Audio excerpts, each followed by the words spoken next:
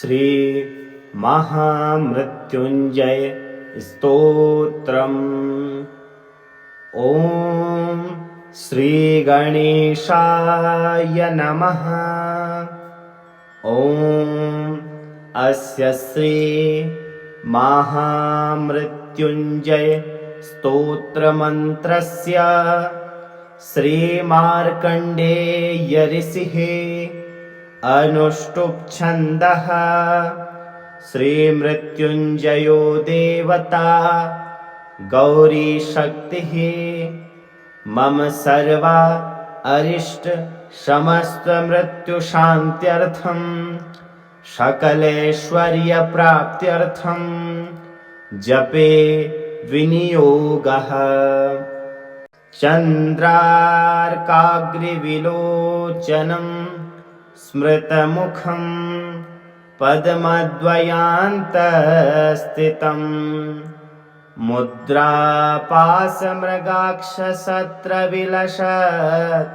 पाणिं हिमांशुप्रभं कोटिन्दुग्प्रगलत्सुधाप्लुततनुं हारादिभूषोज्ज्वलं कान्तं विश्वविमोहनं पशुपतिं मृत्युञ्जयं भावयेत्। रुद्रं पशुपतिं स्थाणुं नीलकण्ठं उमापतिं नमामि शिरसा देवं किं नो मृत्युः करिष्यति। नीलकण्ठं कालमूर्तिं कालज्ञं कालनाशनं नमामि शिरसा देवं किं नो मृत्युः करिष्यति। नीलकण्ठं विरूपाक्षं निर्मलं निलयप्रदं नमामि शिरसा देवं किं नो मृत्युः करिष्यति। वामदेवं महादेवं लोकनाथं जगद्गुरुं नमामि शिरसा देवं किं नो मृत्युः करिष्यति। देवदेवं जगन्नाथं देवेशं वृषभध्वजं नमामि शिरसा देवं किं नो मृत्युः करिष्यति।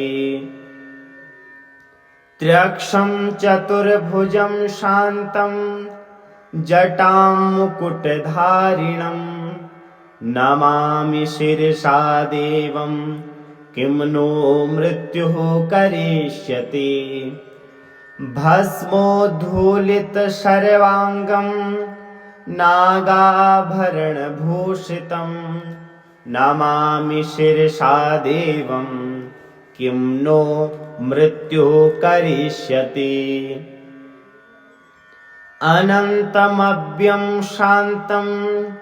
अक्षमालाधरं हरं नमामि शिरसा देवं किं नो मृत्युः करिष्यति। आनन्दं परमं नित्यं कैवल्यपददायिनं नमामि शिरसा देवं किं नो मृत्युः करिष्यति। अर्धनारीश्वरं देवं पार्वती प्राणनायकं नमामि शिरसा देवं किं नो मृत्युः करिष्यति। प्रलयस्थिते कर्तार मादिकर्तारमीश्वरं नमामि शिरसा देवं किं नो मृत्युः करिष्यति। व्योमकेशं विरूपाक्षं चन्द्रार्धकृतशेखरं नमामि शिरसा देवं किं नो मृत्युः करिष्यति। गंगाधरं महादेवं सर्वाभरणभूषितं नमामि शिरसा देवं किं नो मृत्युः करिष्यति। अनाथ परमानन्तं कैवल्यपदगामिनी नमामि शिरसा देवं किं नो मृत्युः करिष्यति। स्वर्गापवर्गदातारं सृष्टिस्त्यन्तकारणं नमामि शिरसा देवं किं नो मृत्युः करिष्यति। कल्पायुर्देहि मे पुण्यं यावदायुररोगतां नमामि शिरसा देवं किं नो मृत्युः करिष्यति। शिवेशानं महादेवं वामदेवं सदाशिवं नमामि शिरसा देवं किं नो मृत्युः करिष्यति। उत्पत्तिस्थितिसंहार कर्तारमीश्वरं गुरुं नमामि शिरसा देवं किं नो मृत्युः करिष्यति। फलश्रुतिः मार्कण्डेयकृतं स्तोत्रं यः पठेत् शिवसन्निधौ तस्य मृत्युभयं नास्ति नाग्निचोरभयं क्वचित्। शतावर्तं प्रकर्तव्यं सङ्कटे कष्टनाशनं शुचिर्भूत्वा पठेत् स्तोत्रं सर्वसिद्धिप्रदायकम्। मृत्युञ्जय महादेव त्राहि मां शरणागतं जन्म मृत्यु जरारोगैः पीडितं कर्मबन्धनैः। तावकस्त्वद्गतं प्राणस्त्वं चिन्तोऽहं सदा मृड इति विज्ञाप्य देवेशं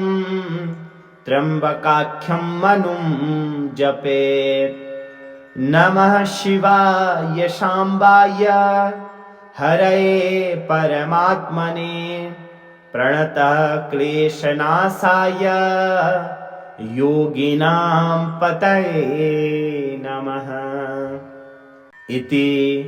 मार्कण्डेयपुराणे मार्कण्डेयकृत महामृत्युञ्जय स्तोत्रं सम्पूर्णम्। श्री शिवसहस्रनाम स्तोत्रम्। शान्तं पद्मासनस्थं शशिधरमुकुटं पञ्चवक्त्रं त्रिनेत्रं शूलं वज्रं च खड्गं परशुमभयदं दक्षभागे वहन्तम् नागं पाशं च घण्टां प्रलयहुतवहं शाङ्कुशं वामभागे नानालङ्कारयुक्तं स्फटिकमणिनिभं पार्वतीशं नमामि। ॐ स्थिरः स्थाणु प्रभु भीमं प्रवरो वरदो वरः सर्वात्मा सर्वविख्यातः सर्वकरो भवः जटी चर्मी शिखण्डी च सर्वाङ्गः सर्वभावनः हरश्च हरिणा यक्ष सर्वभूतहरः प्रभुः प्रवृत्तिश्च निवृत्तिश्च नियतः शाश्वतो ध्रुवः शमशानवासी भगवान् खचरो गोचरोर्दनः अविवाद्यो महाकर्मा तपस्वी भूतभावनः उन्मत्तवेष प्रपच्छन्न सर्वलोकप्रजापतिः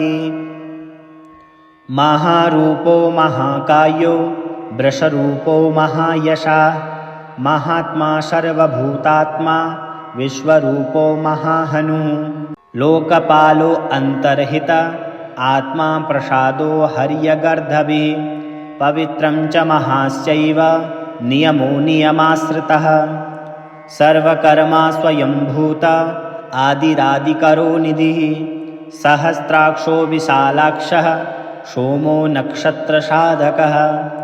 चन्द्रः सूर्यः शनिः केतुः ग्रहो ग्रहपतिर्वरः अत्रिरत्र्या नमस्कर्ता मृगवाणार्पणो नगः महातपा घोरतपा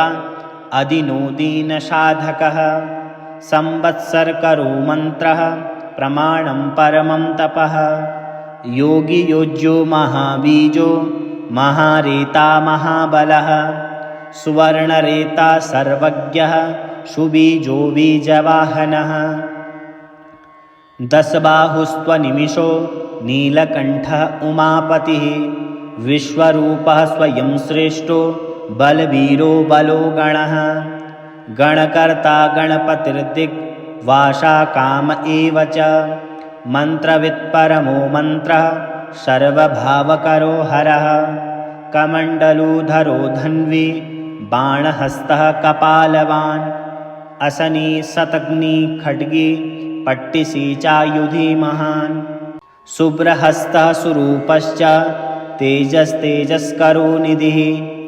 उष्णीषी च सुवक्रश्च उदग्रो विनतास्तथा दीर्घश्च हरिकेशश्च सुतीर्थः कृष्ण एव च शृगालरूपः सिद्धार्थो मुण्डः सर्वशुभङ्करः अजश्च बहुरूपश्च गन्धधारी कपर्दपि ऊर्ध्वरेत्वा ऊर्ध्वलिङ्ग ऊर्ध्वश्वायी नभस्थलः त्रिजटी चीरवासाश्च रुद्रः सेनापतिर्विभुः अहश्चरो नक्तचरस्तिग्मन्युः सर्ववर्चसः गजः दैत्यः कालो लोकधाता गुणाकरः सिंहशार्दूलरूपश्च अर्धचन्द्राम्बरावृतः कालयोगी महानाद सर्वकामश्चतुष्पथः निशाचरः प्रेतचारी भूतचारी महेश्वरः बहुभूतो बहुधरः स्वर्भानुरमितो गति नृत्यप्रियो नित्यनर्तो नर्तकः सर्वलालसः घोरो महातपापासो नित्यो गिरिरुहो नभः सहस्रहस्तो विजयो व्यवसायो हतन्द्रियः अधर्षणो धर्षणात्मा यज्ञः कामनाशकः दक्षयागापहारी च सुसहो मध्यस्तथा तेजोपहारी बलः मुदितो अर्थोजितो वरः गम्भीरघोषो गम्भीरो गम्भीरबलवाहनः नन्यग्रोधरूपो नन्यग्रोधो वृक्षकर्णस्थितिर्विभुः शुतीक्ष्णदशन्ननश्चैव महाकायो महानना विश्वक्षेणो हरिर्यज्ञः संयुगापीडवाहनः तीक्ष्णतापश्च हर्यस्व सहायकर्मकालवेत् विष्णु प्रसादितो यज्ञः समुद्रो बडवामुखः हुतासनसहायश्च प्रशान्तात्मा हुतासनः उग्रतेजा महातेजा जन्यो विजयकालवेत् ज्योतिषां नयनं सिद्धं सर्वविग्रह एव च शिखे मुण्डे जटे ज्वाली मूर्तिजो मूर्धन्यो बली वेणवी पणवी ताली खली कालकटङ्कटः नक्षत्रविग्रह मतिर्गुणबुद्धिर्लयो गमः प्रजापतिर्विश्वबाहुर्विभागः सर्वगोमुखः विमोचनः सुशरणो हिरण्यकवचोद्भव मेढ्रजो बलचारी च महीचारी स्तुस्तथा सर्वतुर्यनिनादी च सर्वात्योद्यपरिग्रह व्यालरूपो गुणावासी गुहो माली तरङ्गवेत् त्रिदस्त्रिकालधि कर्म सर्वबन्धवमोचनः बन्धनस्तु सुरेन्द्राणां युधि शत्रुविनाशनः सांख्यप्रसादो दुर्वासा सर्वसाधुनिषेविता प्रशस्कन्दनो विवाहयज्ञो अतुल्यो यज्ञभागवेत् सर्ववासः सर्वचारी दुर्वासा वासवो मर हैमो हेमकरो यज्ञः सर्वधारीधरोत्तमः लोहिताक्षो महायक्षस्विजयाक्षो विशारदः संग्रहो निग्रहकर्ता सर्पचीरनिवासनः मुख्यो मुख्यश्च देहश्च काहली सर्वकामदा सर्वकालप्रसादाश्च शुबलो बलरूपधृक्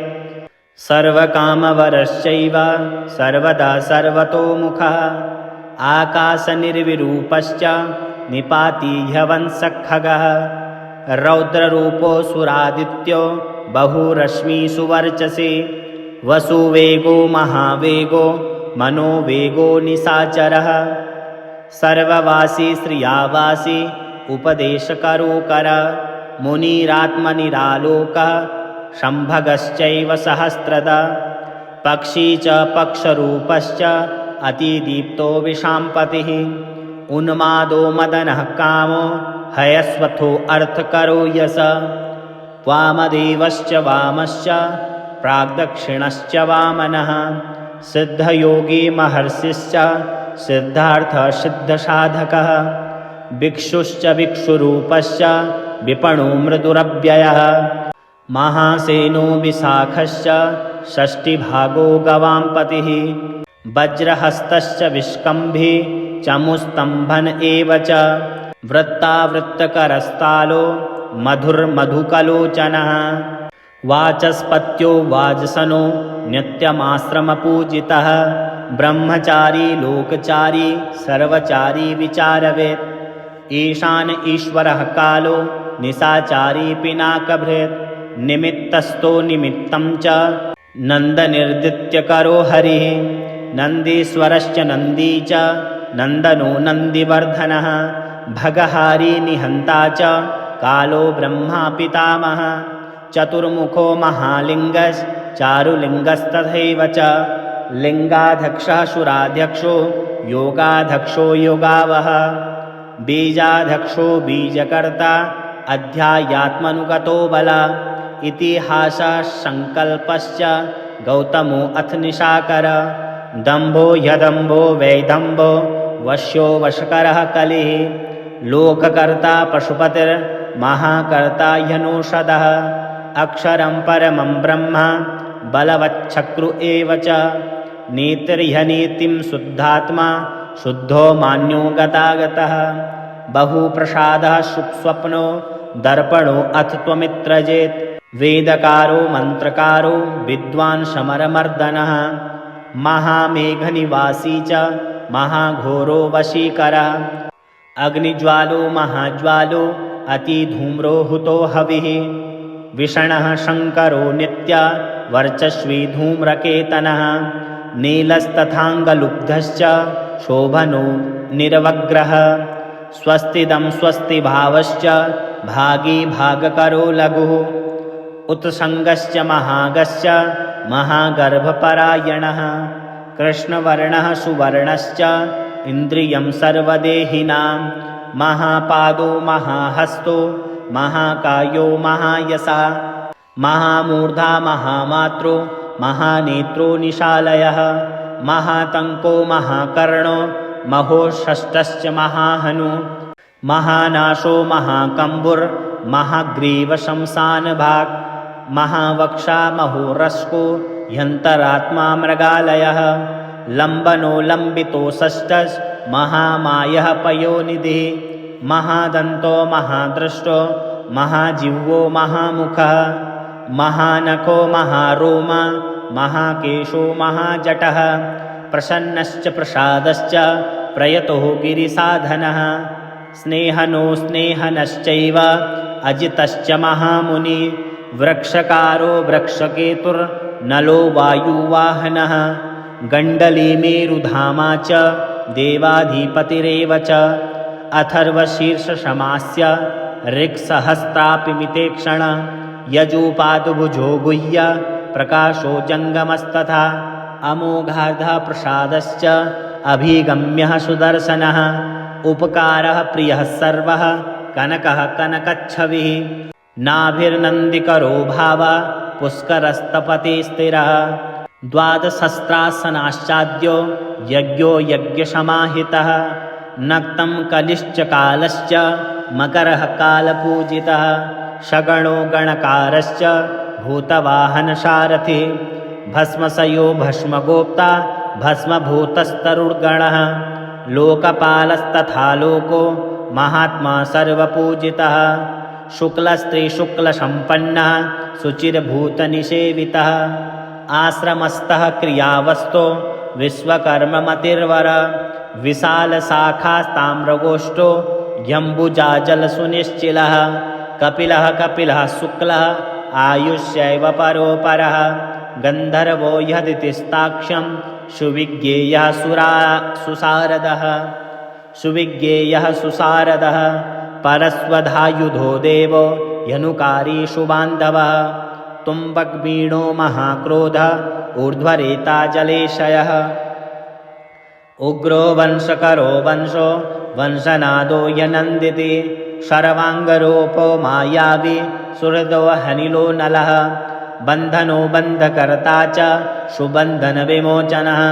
स यज्ञारी स कामारिर्महाद्रष्टो महायुधः बहुधा निन्दितः सर्वः शङ्करः शङ्करो घनः अमरेशो महादेवो विश्वदेवासुरारिः अहिर्बुध्न्यो नीलाभ्यश्च चेकितानो हविस्तथा अजैकपाश्च कापाली त्रिशङ्कुजितशिव धन्वन्तरी धूम्रकेतुः स्कन्दो वैष्णवस्तथा धाता शक्रश्च विष्णुश्च मित्रत्वष्टा ध्रुवोधरः प्रभावः सर्वगोवायुर्यमा सविता रवि उसङ्गुश्च विधाता च माधाता भूतभावनः विभुर्वर्णविभावी च सर्वकामगुणावः पद्मनाभो महागर्वश्चक्रवक्रो नीलो नलः बलवाश्चोपशान्तश्च पुराणा पुण्यचञ्चुरुई कुरु कर्ता कुरु वासी कुरु भूतो कुरु गुणो सदः सर्वसंयोदर्भचारी सर्वेषां प्राणिनां पतिः देवदेवः शुकां सक्ता सत्सत्त्वसरत्नवित् कैलासगिरिवासी च हिमवद्रीगिरिसंशयः कूलहारी कूलकर्ता बहुविद्यो बहुप्रदः वणिजो वर्धकी वृक्षो बकुलश्चन्दनश्छन्दः सारग्रीवो महाजत्रुर्ललोलश्च महोषधः सिद्धार्थकारी सिद्धार्थश्छन्दो व्याकरणोत्तरः सिंहनाद सिंहद्रष्टा सिंहवः सिंहवाहनः प्रभावात्मा जगत्कालस्तथा लोलोकहितस्तरुः सारगो नवचक्राङ्गः केतुमाली सभावनः भूतालयो भूतपतिर्होरामन्त्रमनिन्दितः वाहिता सर्वभूतानां निलयश्च विभुर्भवः अमोघः संयतो ह्यस्व भोजनः प्राणधारकः धृतिमान् मतिमान् दक्षः सत्कृतश्च युगाधिपः गोपाली गोपतिर्गामो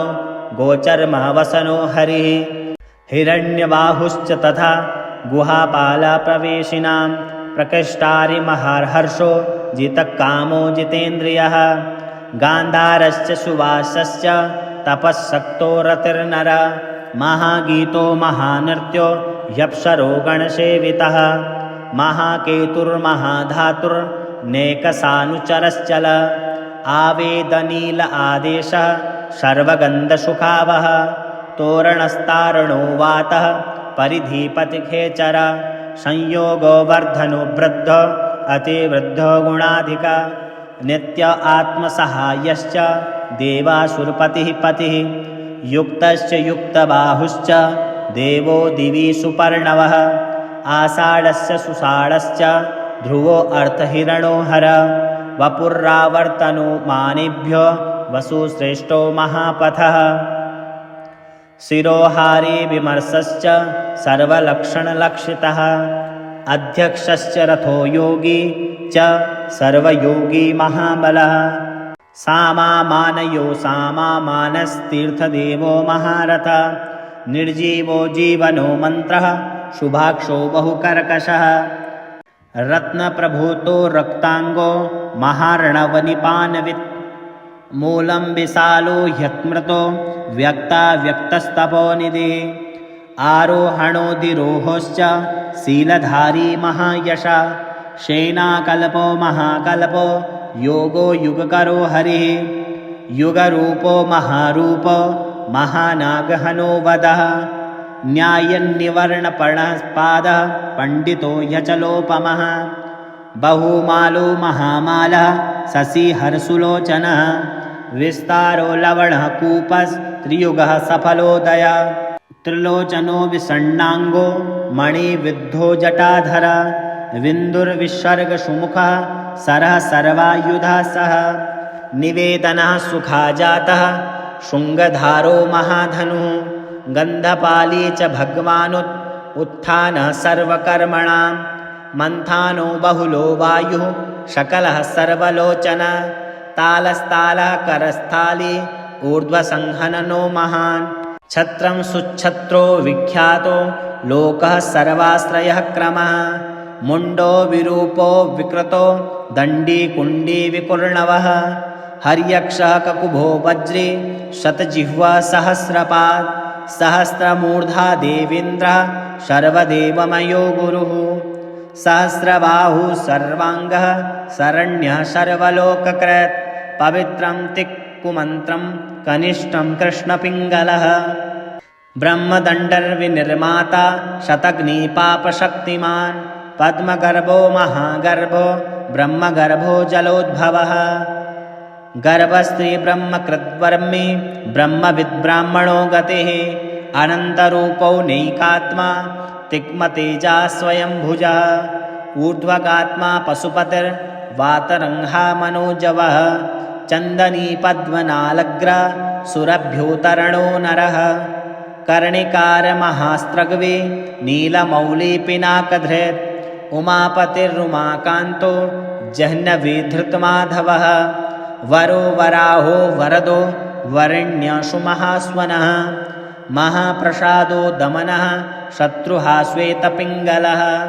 पीपात्मा परमात्मा च प्रयतात्मा प्रधानदृक् सर्वपार्श्वमुखश्चत्रो धर्मसाधारणो वरः चराचरात्मा सूक्ष्मात्मा अमृतो गोवृषेश्वरः साध्यर्षिर्वसुरादित्यो विवाश्वान् सवितामृतः व्यासः सर्गः सुसक्षेपो विस्तरः पर्ययो नरः ऋतुः संवत्सरो मासः पक्षः साङ्ख्यं समापनः कालाकाष्ठा मात्रा मुहूर्ताः शमासनः विश्वक्षेत्रं प्रजाबीजं लिङ्गमाध्यस्तु निर्गमं सद्यवक्तं वक्तव्यं पिता माता पितामहः स्वर्गद्वारं प्रजाद्वारं मोक्षद्वारं त्रिविष्टपम् निर्वाणं हृतनश्चैव ब्रह्मलोकः परागतिः देवासुरविनिर्माता देवासुरपरायणः देवासुरगुरुर्देवो देवासुरनमस्कृतः देवासुरमहामात्रो देवासुरगणाश्रयः देवासुरगणाध्यक्षो देवासुरगणाग्रणी देवातिदेवो देवर्षि देवासुरवरप्रदः देवासुरेश्वरो विश्वो देवासुरमहेश्वरः सर्वदेवमयोचिन्त्यो देवतात्मा उसम्भवः उद्भीतिविक्रमो वैद्यो विरजो निरजो मरः इष्टो हस्तीश्वरो व्याघ्रो देवसिंहो नरर्षभः विबुधो अग्रवरः सूक्ष्मः सर्वदेवस्तपोमयः संयुक्तः शोभनो वज्री प्रशानां प्रभवोऽव्ययः गुहाकान्तो निजं सर्गः पवित्रं सर्वपावनः शृङ्गे शृङ्गप्रियो बभ्रु राजराजो निरामयः अभिरामः सुरगणो विरामः सर्वसाधनः ललाटाक्षो विश्वदेवो हरिणो ब्रह्मवर्चसः स्थावराणां पतिश्चैव नियमेन्द्रियवर्धनः सिद्धार्थः सिद्धभूतार्थो अचिन्त्यः सत्यव्रतः शुचिः व्रताधिपः परं ब्रह्म भक्तानां परमागतिः विमुक्तो मुक्ततेजाश्च विमुक्तो मुक्ततेजाश्च श्रीमान् श्रीवर्धनो जगत्।